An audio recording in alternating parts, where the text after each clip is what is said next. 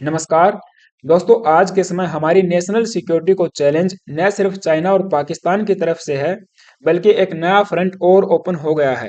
Bangladesh.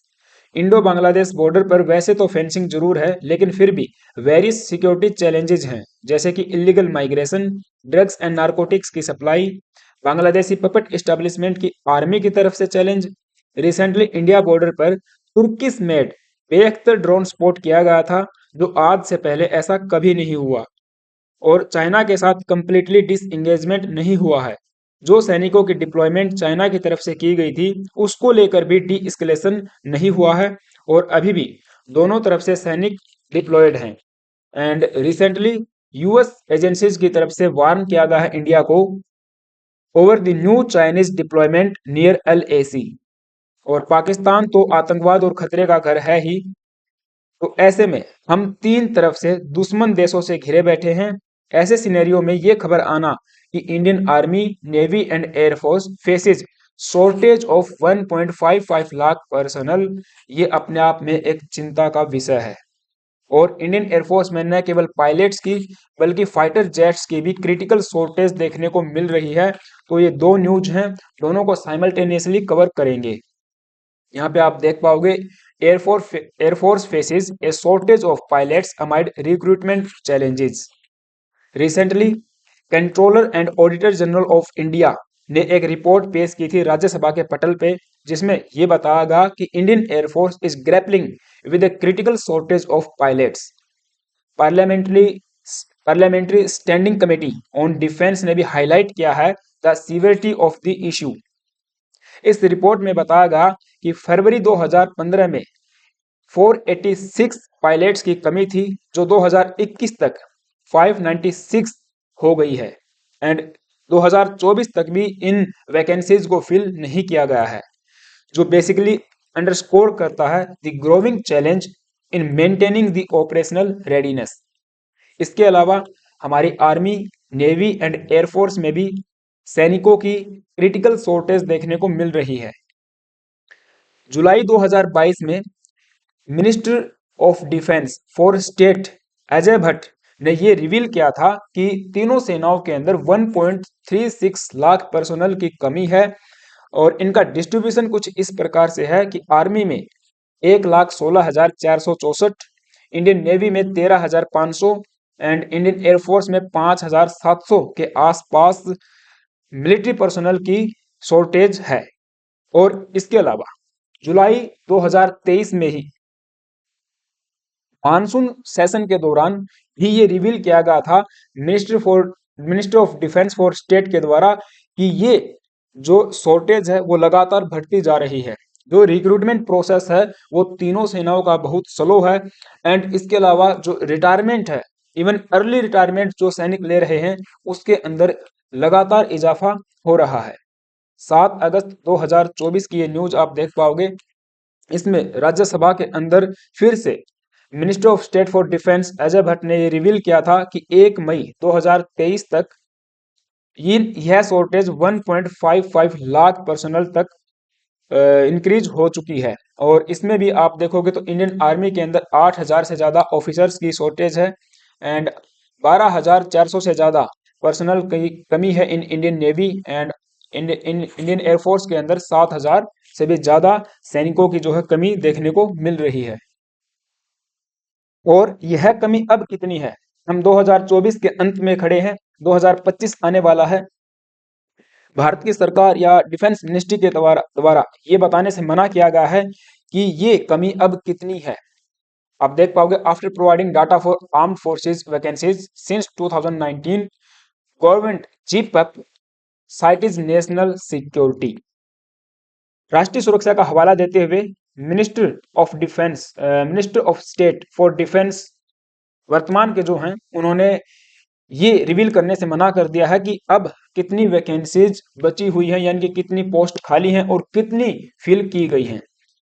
Internet पे कुछ data मैंने एक्सप्लोर किया, जिसमें ये पता चला कि तकरीबन 80,000 वैकेंट पोस्टों को फिल किया गया है थ्रू अग्निवीर योजना, और 40,000 अग्निवीर के 2 बैच यहाँ पे फिल किए गए थे 2024 में। तो आप देखोगे 2023-24 का जो फाइनेंशियल ईयर है, उसमें तकरीबन 80,000 लोगों को रिक्रूट किया गया है और इसमें से 70,000 को डिप्लॉय किया जा चुका है।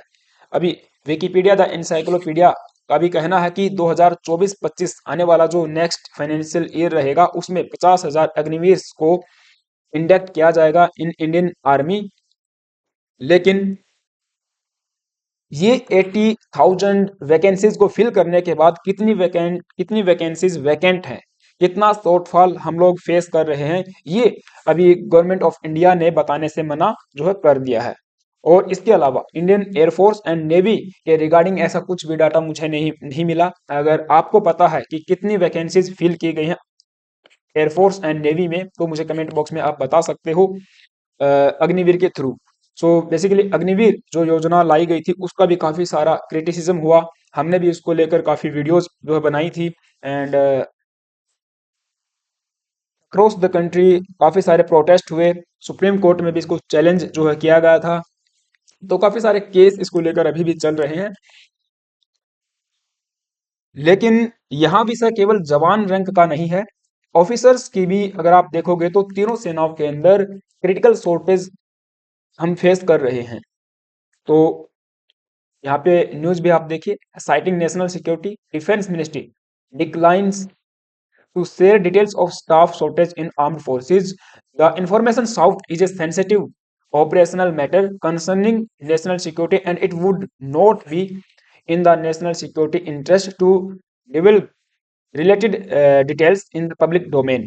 जो minister of state for defence है हमारे संजय सेठ, उनके द्वारा राज्यसभा के अंदर ये रिप्लाई दिया गया था मानसून सेशन के दौरान। लेकिन हमें पता है कि हमारी आर्म्ड फोर्सेस में या हम पैरामिलिट्री की भी बात कर सकते हैं, वहां पे अर्ली रिटायरमेंट का जो प्रोसेस चल रहा है उसका रेट लगातार इंक्रीज हो रहा है। हमारे सैनिक प्रीमेचर डिस्चार्ज ले रहे हैं, उसके पीछे कई रीजन हो सकते हैं, उस पर हम आज बात नहीं करेंगे। आज हमारा मुख्य जो पॉइंट रहेगा वो वैकेंसीज पर है कि कितनी वैकेंसीज हम लोग जो है फेस कर रहे हैं। तो देखिए, रिटायरमेंट लगातार चल रहा है, न्यू रिक्रूटमेंट्स हो नहीं रही। अब अगर हो भी रही है तो उसमें बहुत वो स्लो प्रोसेस हो रहा है। ऐसे में जो वैकेंसीज हैं उनकी संख्या लगातार इंक्रीज होती ही जाएगी एंड 2024 में तो हमने देख लिया सरकार ने रिवील नहीं किया है। लेकिन हाँ, अब एयरफोर्स की अगर अगर हम बात करें जिसमें केवल पायलट्स एंड फाइटर जेट्स की ऊपर अगर चर्चा की जाए तो वहां पर भी हम लोग फेस कर रहे हैं शॉर्टेज। जो हमारे फाइटर पायलट्स हैं उनकी कमी देखने को मिल रही है। ऐसे में जो हमारी इंडियन एयरफोर्स है उसका एक टारगेट था कि 2016 से 2021 तक 222 ट्रेनी पायलट्स को एनुअली रिक्रूट किया जाएगा, इंडक्ट किया जाएगा इन इंडियन एयरफोर्स। लेकिन इंडियन एयरफोर्स ये अपना जो टारगेट है उसको मीट करने में नाकामयाब रहती है, यानी कि टारगेट्स को मीट नहीं कर पाती है। तो ऐसे में ये वैकेंसीज का बढ़ना लाजमी था। इसके पीछे सेवरल फैक्टर्स इन्वॉल्व हैं जो ऐसे सिचुएशन को क्रिएट कर रहे हैं। Firstly there is the allure of the better compensation and lifestyle. हमारे जो फाइटर पायलट्स हैं वे अर्ली रिटायरमेंट ले रहे हैं और फिर अर्ली रिटायरमेंट के बाद कॉमर्शियल एयरलाइंस में वो जॉब जो है कर रहे हैं, यानी कि कॉमर्शियल एयरलाइंस उनको better compensation and lifestyle offer कर रही हैं with in India and abroad, बाहर भी जाके वो काम कर रहे हैं। सो ये एक पोटेंशियल चैलेंज हमारे सामने खड़ा हो गया है कि कैसे हमारे फाइटर पायलट्स को इंडियन एयरफोर्स के अंदर ही सर्व करवाने के लिए रखा जाए, कि कैसे हम लोग उनको अट्रैक्ट कैसे ये इंश्योर किया जाए कि उनको with in army with in armed forces भी बेटर कंपनसेशन एंड लाइफस्टाइल मिल सकती है। तो जो प्राइवेट सेक्टर हैं वे इस चीज का फायदा उठा रहे हैं क्योंकि वो भी आज के समय पायलट्स की शॉर्टेज फेस कर रहे हैं और इसी शॉर्टेज की वजह से private sectors has been aggressive in poaching experienced aviators with lucrative packages. तो उनको ल्यूक्रेटिव पैकेज वो अनाउंस करते हैं, यानी कि ऑफर करते हैं, बाहर आते हैं लोग और वहां पे सर्व करने लग जाते हैं क्योंकि उनको भी लगता है कि एक कम स्ट्रेस वाली लाइफस्टाइल वो जिएंगे, अच्छा पैसा मिलेगा। और अपनी जो फैमिली है उसको भी साथ रख पाएंगे, यानी कि फैमिली टाइम भी उनका अधिक हो जाएगा। तो काफी सारी चीजें उसमें इन्वॉल्व होती है। एक लाइफ एक आदमी की जिंदगी में बहुत सारी चीजों को हम लोग देखते हैं, लेकिन ऐसे में हम नेशनल सिक्योरिटी को भी तो कंप्रोमाइज नहीं कर सकते। तो एक तो ये रीजन जो है बताया जाता है। दूसरा, अगर आप देखोगे तो हमारा जो ट्रेनिंग इंफ्रास्ट्रक्चर है एंड जो कैपेसिटी है within Indian air force have been under scrutiny, उसमें कमी देखने को मिल रही है। जो प्रोसेस है ट्रेनिंग पायलट्स का is not only rigorous but also time consuming. बहुत अधिक समय भी एक पायलट को ट्रेन करने में लगता है। And often taking several years from selection to operational deployment. जब सिलेक्शन होता है और डिप्लॉयमेंट होता है एक पायलट का, ट्रेंड पायलट का, तो उसमें काफी लंबा समय निकल जाता है, कई साल उसमें लग जाते हैं। दूसरा, जो हमारा ट्रेनिंग फाइटर जेट है या जो ट्रेनिंग फाइटर जेट है, जैसे कि Pilatus PC-7 MK2, it is suffering from operational issues. बहुत सारे इश्यूज इसको देखने को मिल रहे हैं क्योंकि ये पुराना हो चुका है, यानी कि ओल्ड एज हो चुका है। अब इसको भी हमें रिप्लेस करने की आवश्यकता है। सो ये भी सीएजी ने अपनी रिपोर्ट में नोटिस किया गया है कि इसकी वजह से भी ट्रेनिंग में जो है डिले हो रहा है। कई कई सालों तक जो ट्रेनी है उनकी ट्रेनिंग पूरी कंप्लीट नहीं हो पाती और उनका डिप्लॉयमेंट नहीं हो पाता। तो ऐसे में फिर से जो भर्ती रिक्रूटमेंट है वो भी नहीं हो पाता। So these are the major factors contributes to this deficit.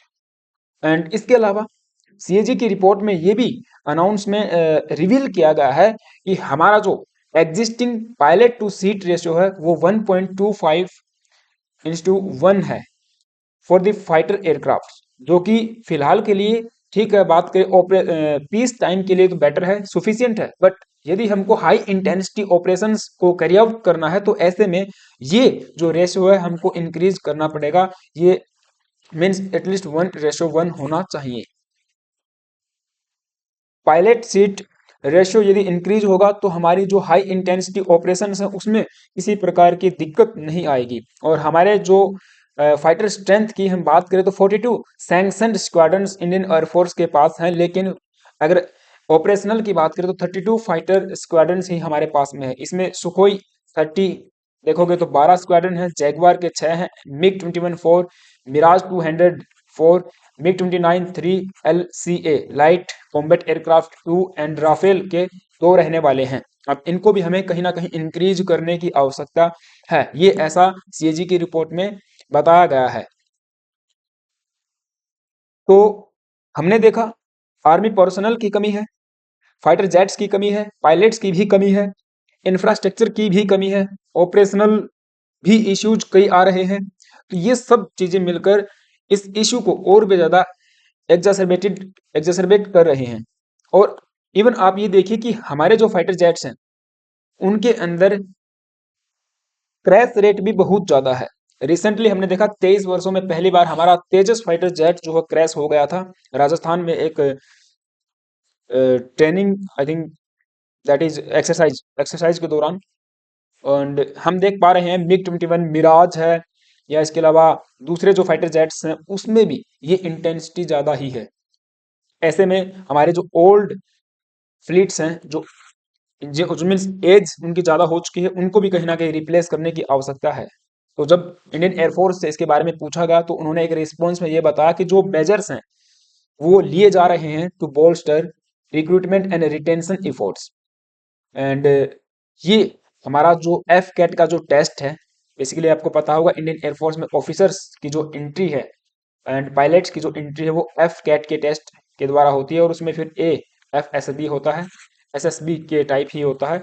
ऐसे जो रिक्रूटमेंट प्रोसेस है उसको भी ये लोग रिवैम्प कर रहे हैं। दिशा इनिशिएटिव चलाया गया है to attract young talent and और भी दूसरे ऑपरेशनल इश्यूज हैं उनको रिजॉल्व करने के लिए कार्यक्रम चल रहे हैं, ऐसा इंडियन एयरफोर्स के ऑफिशियल्स के द्वारा बताया गया है। अब ये हम इसको अच्छे से रिजॉल्व कब तक कर लेंगे, ये means it remains to be seen. And इस पे कुछ बात हम नहीं कह सकते हैं। इसके अलावा अभी आज ही की एक खबर और सामने क्या आई है, डिफेंस मिनिस्ट्री ने अप्रूवल दे दिया है एक कमेटी बनाने के लिए जो एड्रेस करेगी शॉर्टेज इन इंडियन एयरफोर्स। आप देख पाओगे यहाँ पे news, defence ministry forms committee to address shortage in Indian Air Force. और ये एयरफोर्स, ये जो कमेटी है इसको हेड करेंगे सेक्रेटरी, डिफेंस सेक्रेटरी। इसके अलावा जो हमारे डीआरडीओ के हेड हैं V Kamath, I think V Kamath, वो भी इसमें रहने वाले हैं। इसके अलावा कुछ और ऑफिशियल्स भी इसमें रहेंगे। और इंडियन एयरफोर्स में जितने फाइटर जेट्स की कमी है उन सब फाइटर जेट्स का जो प्रिक्योरमेंट है वो अर्ली हो जाए, ऐसे इंश्योर करने के लिए ये कमेटी बनाई गई है। एंड इसके अलावा ये कमेटी ये भी इंश्योर करेगी कि जो पायलट्स की कमी है उसको भी हम कैसे टैकल करें। ठीक है। अब एक सवाल ये भी मेरे जहन में है कि क्यों government of India recruitment process को इंक्रीज नहीं कर रही है, चाहे फिर वो अग्निवीर के तहत ही क्यों ना हो या एसएसबी के तहत होना चाहिए, या जैसे कि हो रहा है उसमें पता नहीं तेजी क्यों नहीं है। हाँ, जो रिटायरमेंट है वो लगातार चल रहा है लेकिन रिक्रूटमेंट हमारा नहीं हो रहा है, ये कहीं ना कहीं सच्चाई है और ये हमें स्वीकार करना पड़ेगा। एंड हमारे जो आर्म्ड फोर्सेस में जो लिविंग कंडीशंस हैं, इनके जवान रंग की अगर हम बात करें तो आई थिंक उसमें भी कुछ बेटर इम्प्रूवमेंट नहीं हुआ है। कुछ ऐसा कुछ अनाउंसमेंट नहीं आया है कि ये लगे हाँ अब आर्म्ड फोर्सेस में सर्व करना एक प्रॉब्लमेटिक नहीं है, क्योंकि अर्ली रिटायरमेंट को रोकने के लिए कुछ ना कुछ तो करना ही हमें पड़ेगा। ठीक है। तो फिलहाल के लिए ये न्यूज़ थी। आई होप कि आपको सारी बातें समझ में आई होंगी। आपका क्या ओपिनियन है मुझे कमेंट बॉक्स में ज़रूर बताना। एंड हाँ, लास्ट में एक रिक्वेस्ट है, यदि चैनल पे आप नए आए हो तो प्लीज़ गाइज एक सब्सक्राइब करना एंड बेल आइकन को जो है प्रेस करके जाना। Thank you. Have a nice day.